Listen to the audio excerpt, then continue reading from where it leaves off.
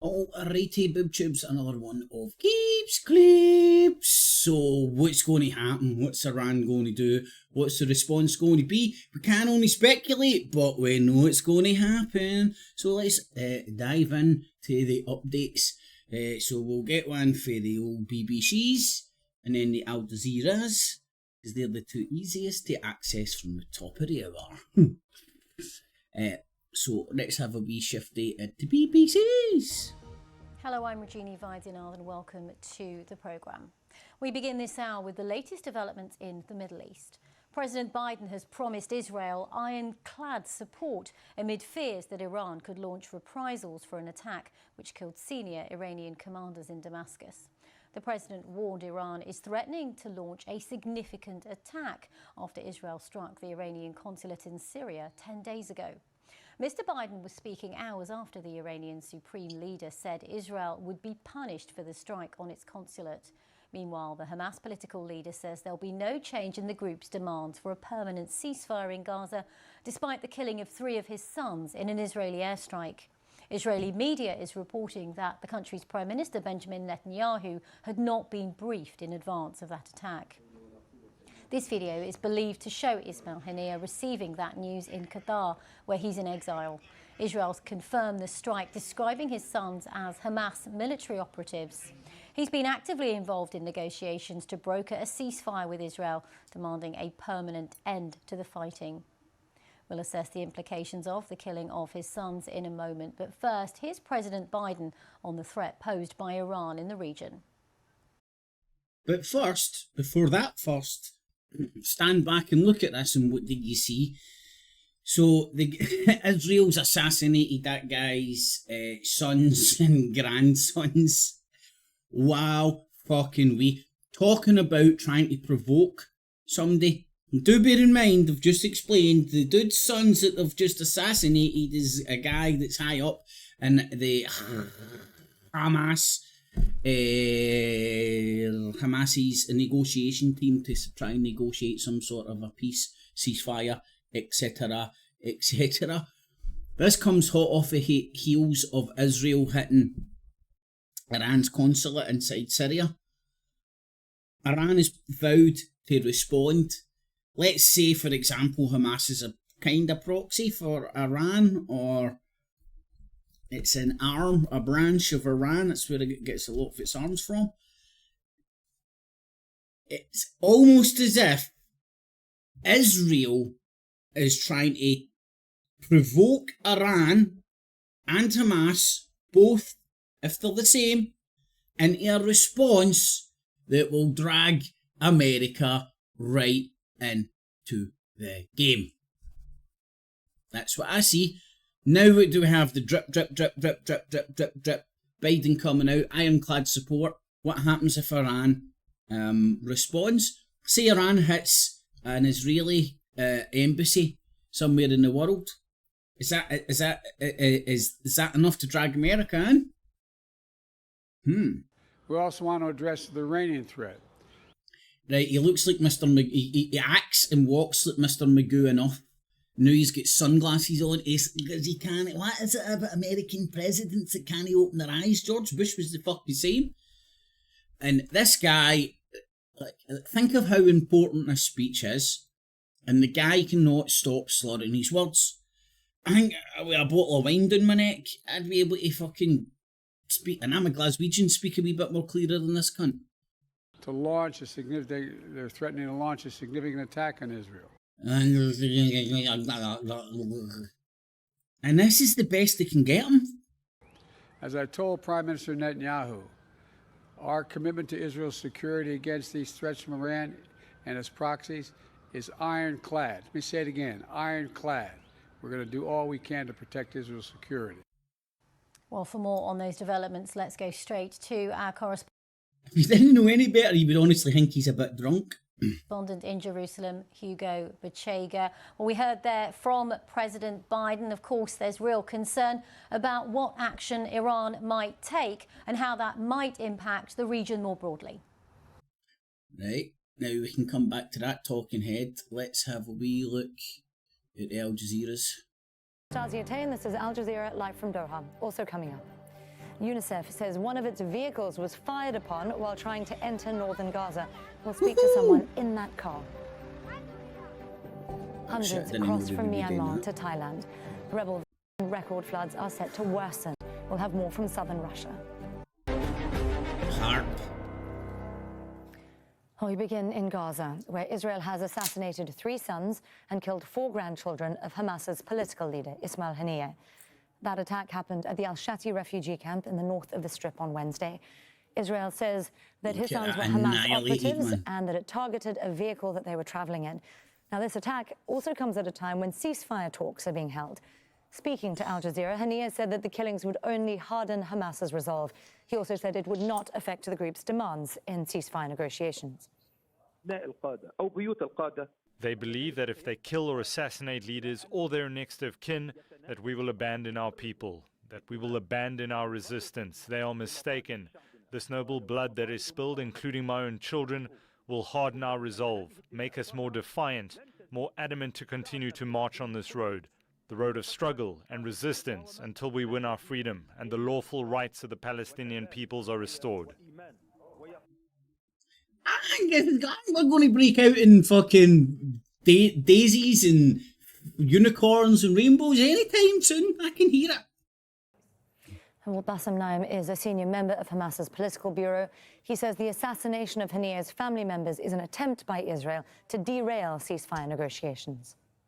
More than that, just bring it American. He was doing the maximum to block or to undermine any chance to reach a ceasefire agreement. And after he has failed along the last few weeks to spoil the negotiations, and he is under pressure from the Americans and from the international community and from the internal Israeli society.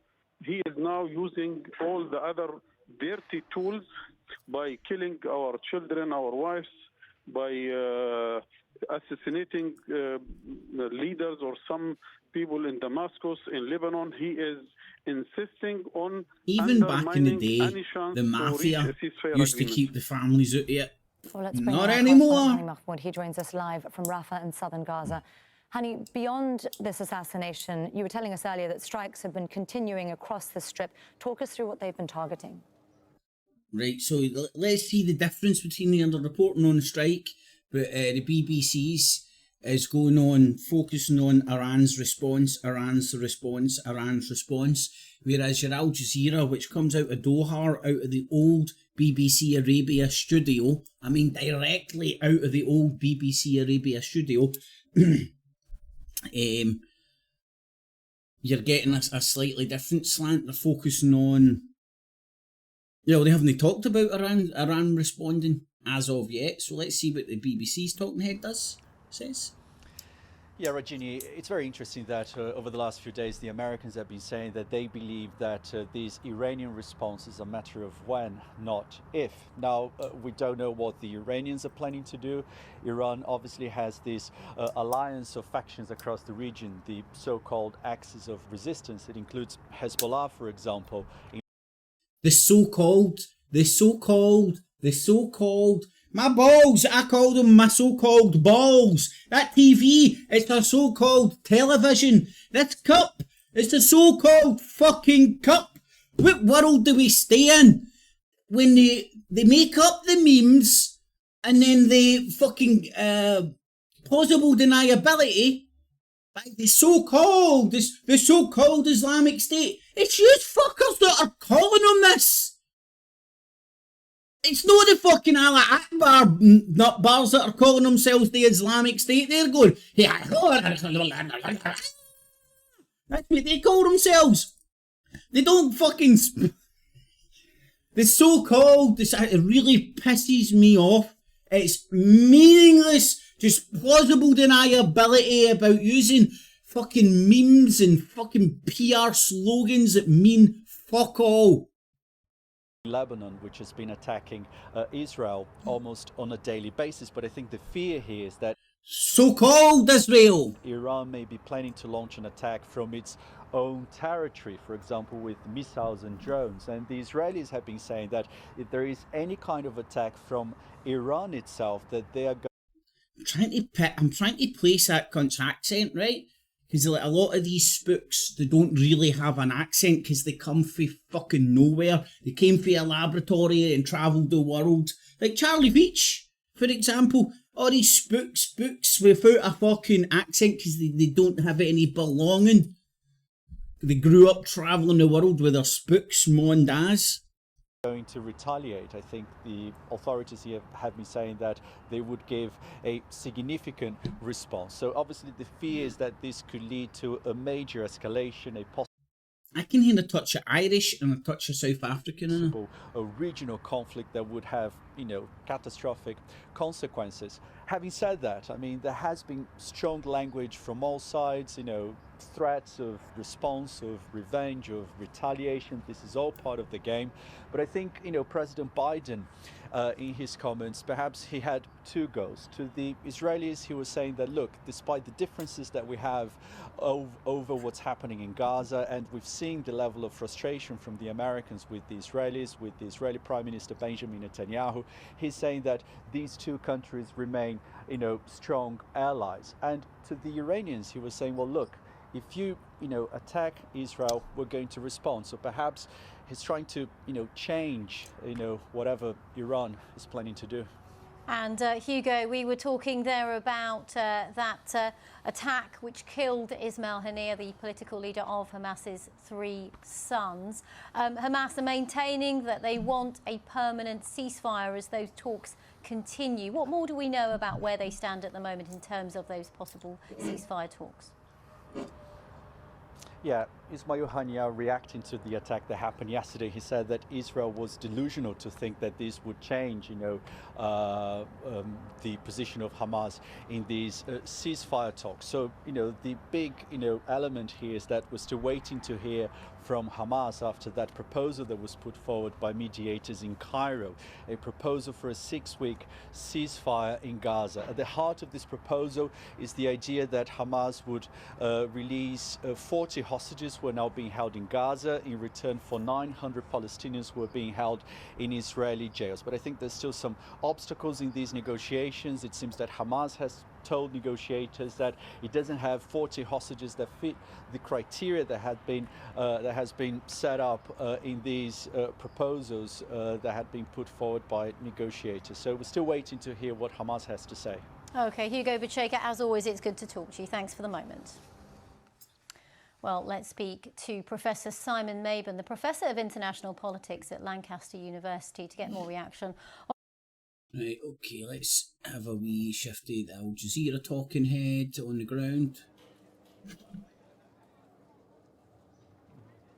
In the room, hello McFly. Yes, well, the assassination of Hamas political leader, sons and grandchildren marked the beginning of an intense bombing campaign, more concentrated in the central area. And just from monitoring how the situations have been unfolding since midnight since 12 o'clock at midnight has been increasing exponentially. We're looking at increased air raids on the central area, mainly on the Nusayrat refugee camp, and under heavy coverage of airstrikes and constant artillery shelling. There's really military push at the deeper at the northern part of the Nusayrat refugee camp and at the vicinity I'm of doing that Wadi for a Gaza, deliberate reason. area that was designated as a safe area for people to take in order to move to further. It's not to hide that from you, it's to hide it from me. I've seen enough of that shit. And all you do is feel your... They're not doing that to report the news. They're doing that to play on your heartstrings, and when you're like fucking crying and your heart's melting over all the dead shit in front of you, boom, boom, boom, bombard you with whatever messaging, subtle messaging they want. When it's announced its withdrawal from the southern part of the strip, it kept one entire brigade at the area that separates Gaza and the northern part from the southern part of the strip, better known as Netzarim Junction, and it's about half an hour away from the central area, half an hour drive, very short time, very close to the area for the Israeli military to deploy its troops in the area. But what we're getting right now, these confirmed reports of a beginning of a military operation in the central area, including and that directly targeting the Nusayrat refugee camp, the area of Wadi That's Gaza and the what western we're all part doing to of ourselves. it. This is all coupled with heavy presence of attack drones and attack jets flying at a very low level here in overcrowded Rafah city, just causing wave of... That's what we're all doing to ourselves, man. That's why the BBCs do it. Fear, fear, fucking fear, fear, fear, fear, fear, doom, death, destruction, fear, fear, fear, doom, death, destruction. And it's funny they even go like that. We must warn you, you may find these fucking images distressing. Don't. Is there anybody out there that wants to do a news that's called the distressing news, where they tell you what's happening? They might even put the scores on the doors to terrorise you, but they don't endlessly show you reams of film, while at the same time telling you you can't trust anything because of AI. So trust fuck all, anything can be fake that we say is fake. But here's hunters of shit anyway to terrify you.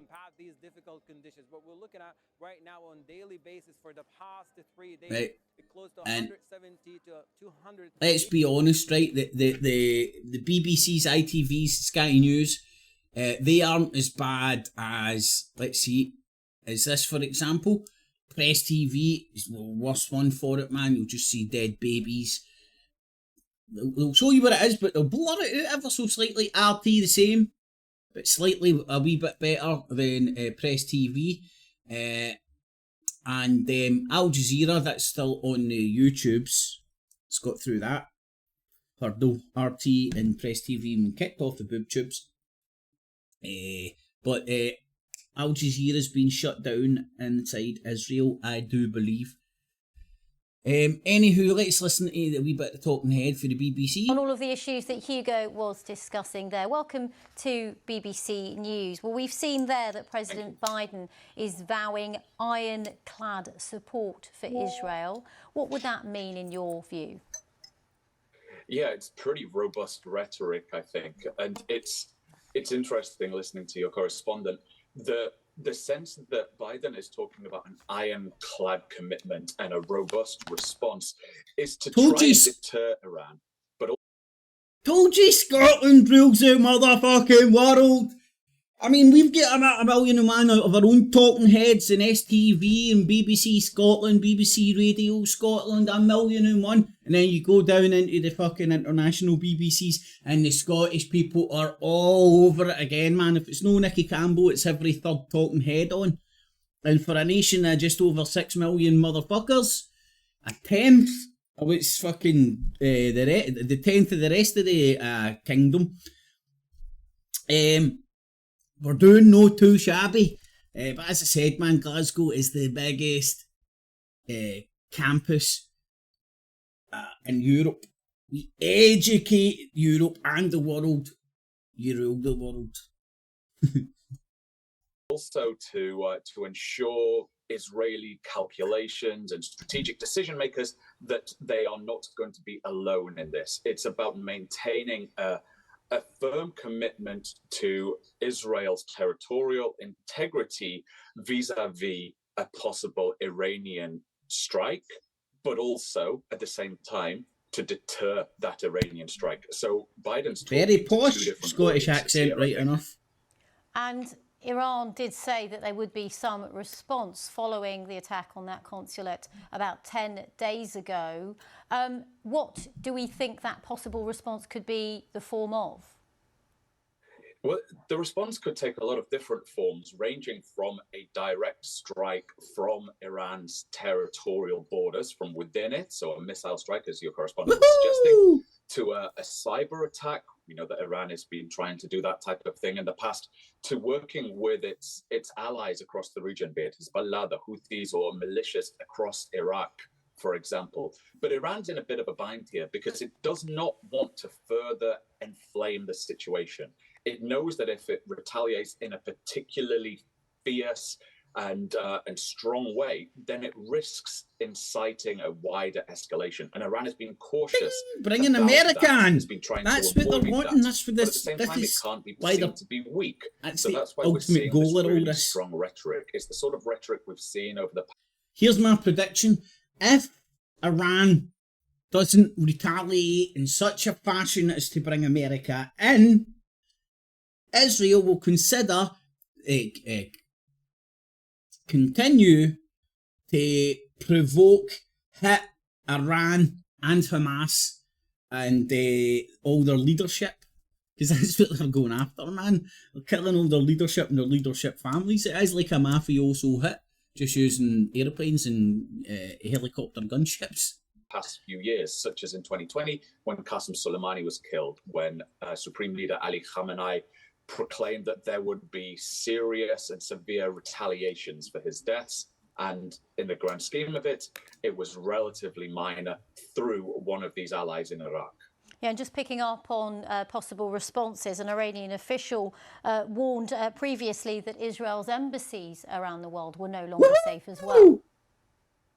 Yeah, again, this is all part of a wider game. It's all relatively performance. I don't know about yous. I play tiddlywinks, they play blowing up embassies. But everybody has their own game. Each to their own, do you know what I mean? Who am I to say, like, why don't you take up tiddlywinks instead of blowing up embassies? But it's just part of the game, man. Just part of the hustle. Is this guy admitting that war's a fucking racket? In the sense that Iran has to be seen to be doing something in a reciprocal manner. It has to speak to its own constituencies. It has to speak to its own allies across the region. It can't be seen to be... It needs to do something that some guy can stand on a podium and speak in that way that only people from the Middle East and North Korea can do. North Koreans are the best at it, man. Have you ever seen the North Korean news? It's fucking brilliant. And the Asian dudes are fucking, if you're a Middle East, they crackpots. The Houthi guy's quite good at it as well, man. The Houthi commander, if you've ever seen any of his speeches, man, he's like, we shall kill the fucking infidel. Fucking lie here, mate. You need to get your PR down, man. You need to mellow that out. Fucking wear a suit instead of your fucking combat ready get up.